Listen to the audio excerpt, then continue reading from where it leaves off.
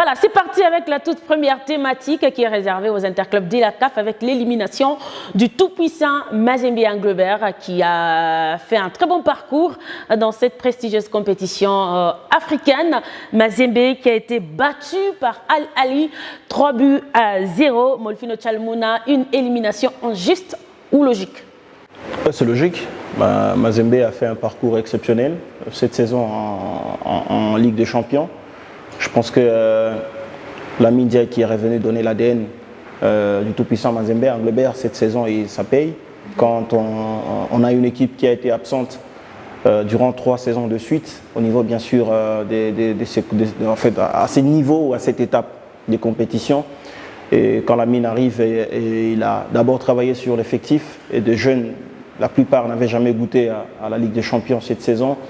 C'est des jeunes qui étaient au sein du tout-puissant Mazembe Anglebert déjà oubliés, enterrés. Mais lui, quand il arrive, il déterre tous ces jeunes et il redonne espoir et l'ADN au tout-puissant Mazembe Anglebert. Voilà, l'équipe est en demi-finale de la compétition. Je crois que c'est un parcours exceptionnel et une élimination logique parce que bon, on n'est plus dans l'ancien système. Quand il y a des doutes sur un but, je pense que la VAR joue son rôle. Et quand le coach, en fait, l'arbitre est allé vérifier, il s'est rendu compte effectivement il y avait d'abord une main, même si certains pensent que cette main n'a pas influencé le but, mais il y a eu une main et l'action a continué. C'est cette action qui a fait ce que le tout-puissant Mazembe Anglebert marque son but qui a été refusé. Et puis après, bon, on a senti qu'il y a eu cette déconcentration dans le camp de Corbeau de Mazembe, où, à mon avis, le staff n'a pas joué, en tout cas convenablement, son rôle. Quand il y a un but refusé comme ça, je pense qu'il faut beaucoup plus jouer avec le mental du joueur.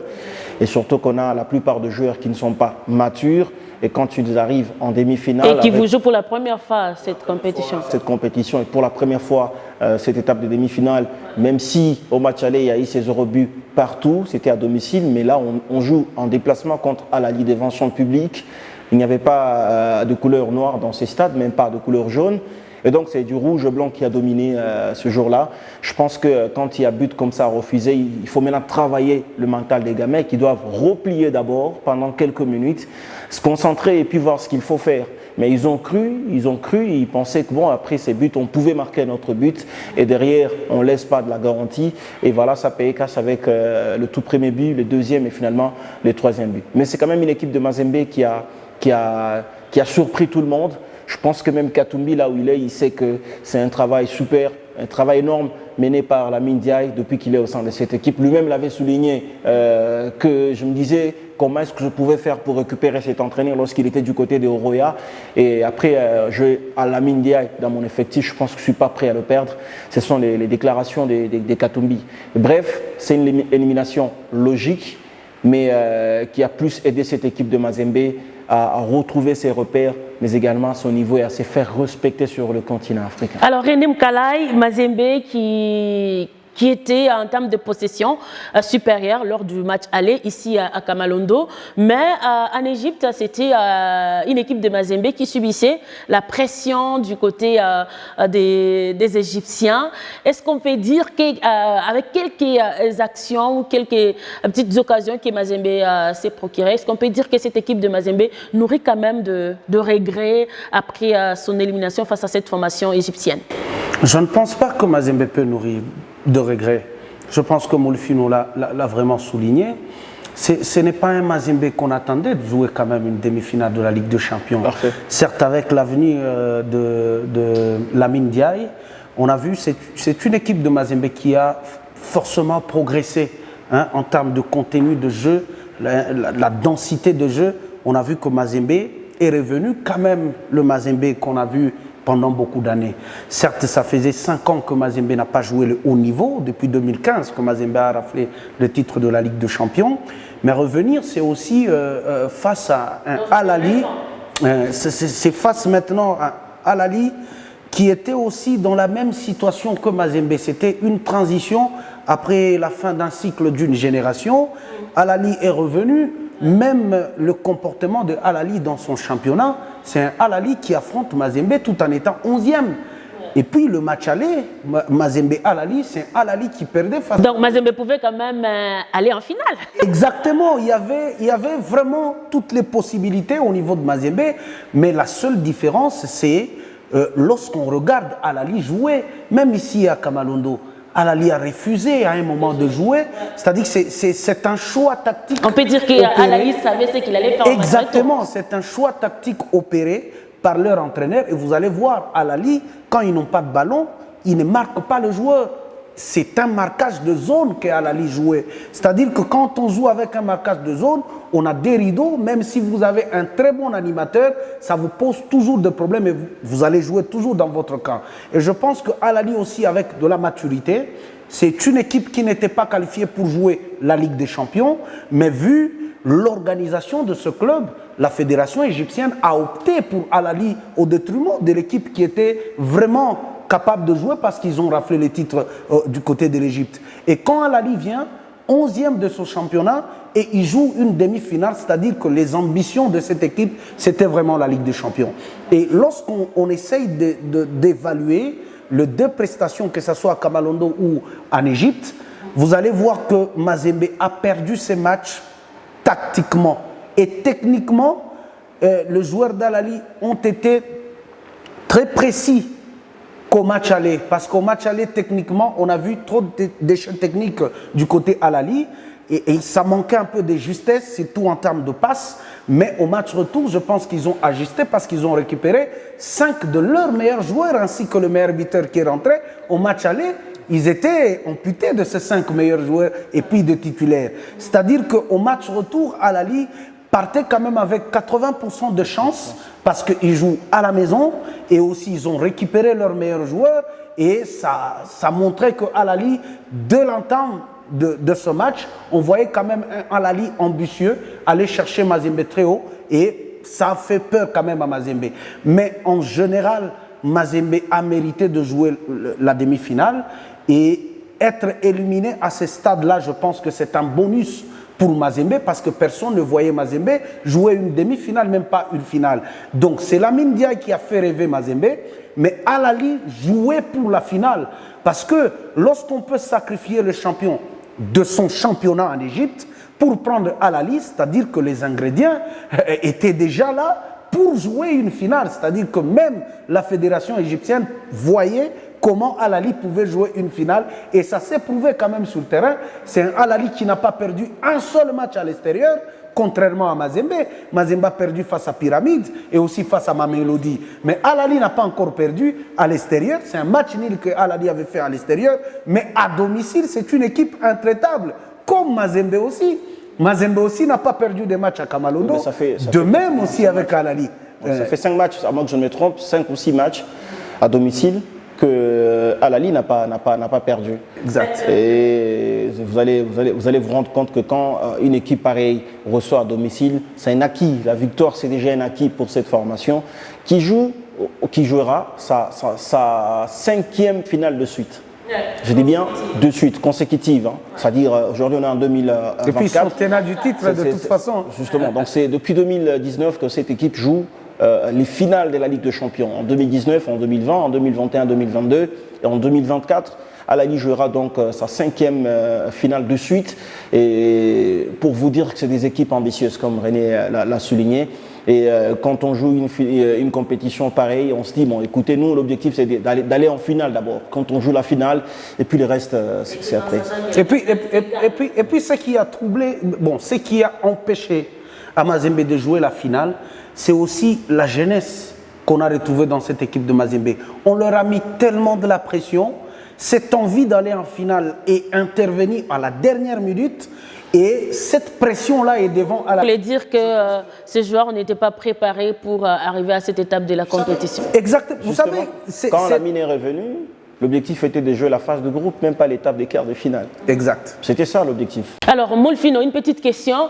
Mazembe, qui a eu beaucoup d'opportunités de tuer le match lors du match aller ici, avec au moins, si je ne me trompe pas, 13 bonnes actions pour scorer et peut-être aller en Égypte avec un but ou une victoire. Malheureusement, Mazembe n'a rien foutu et on peut dire que Mazembe a été piégé dans son stade face à une équipe de Al-Ahly qui gérait bien son match pour aller le gagner à domicile.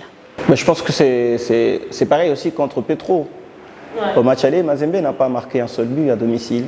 Et puis quand on arrive au match retour... Mais Petro avait quand même joué et Mazembe avait eu beaucoup d'occasions. C'est juste pour vous dire que Mazembe a rencontré plus fort que lui. C'est clair et logique, c'est les grands Al-Ahly, c'est le continent. C'est du super football du côté d'Al-Ahly. Mazembe s'est fixé comme objectif avec Lamine Ndiaye, redonner l'image du tout-puissant Mazembe à Anglebert en se qualifiant d'abord en phase de groupe de la Ligue des Champions. Mazembe arrive en phase de groupe, Paris réussit, gagné pour le tout-puissant Mazembe, mais également pour Katumbi. En face, il y a l'étape des quarts des finales. On rencontre un adversaire qu'on peut battre facilement, Mazembe passe en demi-finale. Et en demi-finale, c'est Al-Ahly. Au match aller, vous allez vous rendre compte que Mazembe n'a pas obtenu le même nombre d'occasions de buts contre Al-Ahly, contrairement à Petro. Contre Petro, je pense que Mazembe pouvait faire 5 buts. Ouais. Au match aller, ici à Kamalondo, malheureusement, ça n'a pas marché. Quand on joue au match retour contre la même équipe de Petro, on se rend compte que Petro était faible que le tout-puissant Mazembe à Anglebert. Pour preuve, c'est dans les 10 dernières minutes que Mazembe a fait les matchs, et c'est 2 buts contre 1. Contre maintenant les tout grands Al-Ahly, au match aller, Mazembe n'a pas obtenu le même nombre d'occasions de buts contre Petro. Comme je le disais, parce que Al-Ahly était plus grand, plus fort que Petro, plus fort que le tout-puissant Mazembe à Anglebert. On a étudié également la façon de jouer du tout-puissant Mazembe à Anglebert lors de son match du quart de finale contre Petro. On se dit, mais écoutez, si on procède de la sorte, ça peut payer. Parce qu'ici, je ne peux pas entrer vraiment en détail de tout ce qui s'est passé pour que Al-Ahly arrive à l'emporter au match retour. Et donc, Mazembe n'a pas eu le même nombre d'occasions contre Petro. Parce que si Mazembe était à mesure de marquer même un seul but contre Al-Ahly, ici à domicile, je vous assure que la physionomie du match retour changerait. Et puis je reviens également sur le nombre d'occasions que le tout-puissant Mazembe Anglebert a eu dans ces matchs. Vous allez vous rendre compte qu'au match retour, Mazembe a eu quand même quelques occasions de but. Après que Mazembe ait encaissé les 2 buts, regardez dans les temps additionnels. C'est 12 minutes et Mazembe a obtenu 2 meilleures occasions. Or, marquer un seul but seulement avec l'occasion que Luzolo, je crois que c'est Moukoko, il y a un joueur qui a obtenu une occasion juste après l'entrée de Fili Traoré, mais également de Passi Mamba. On a senti que c'est des gamins qui ont apporté un plus encore à l'attaque du tout-puissant Mazembe Anglebert. Et donc, à 2 contre 1, la physionomie du match changerait encore. Donc, il y a eu ces 2 occasions que le tout-puissant Mazembe Anglebert a obtenues dans les 12 minutes de temps additionnel, malheureusement mal exploitées. Pour vous dire quoi ? Comme d'habitude, pour vous dire quoi, il y a cette inexpérience, il y a cette immaturité de ces attaquants du tout-puissant Mazembe Anglebert qui ont fait ce que Mazembe n'a pas su concrétiser les quelques rares occasions. Dans un match de football, lorsque vous avez une seule occasion, il faut la mettre d'abord à fond. Ça, c'est clair. Parce que la suite, on ne la connaît pas. En Swahili, on dit « Makaka na jibaka, vous subui ». Et donc, lorsque vous avez une seule occasion dans un match de football, il faut d'abord la concrétiser. Parce que la suite, vous ne la connaissez pas. Alors, René, est-ce qu'on peut dire que cette fois-ci, Mazembe a payé cher à cause de l'inefficacité de ce joueur face à l'équipe adverse ou devant le but, quoi? Je pense que Mazembe, c'est encore un chantier. C'est-à-dire que quand Lamine Ndiaye arrive au sein du tout-puissant Mazembe, il a eu à constater plusieurs compartiments qui devaient travailler. Déjà, quand on nous fournit ce contenu de jeu, c'est encouragé. Et aujourd'hui, le tout-puissant Mazembe, on sait, c'est une équipe qui a une très bonne défense, mais ça ne marque pas aussi beaucoup. Bien que ça marque beaucoup quand même en Ligue nationale de football, mais quand on parle haut niveau, ça ne marque pas beaucoup. Il y a trop de déchets techniques et des mauvaises décisions de la part de ces attaquants. Je pense que c'est là où maintenant Lamine pourra travailler. Exact. Et si Lamine arrivait à bien travailler l'attaque de Mazembe, je vous dis que ça sera une machine. Une machine parce que ça se procure d'occasion. On ne peut pas condamner un entraîneur lorsque son équipe peut se procurer dans un match 17 occasions.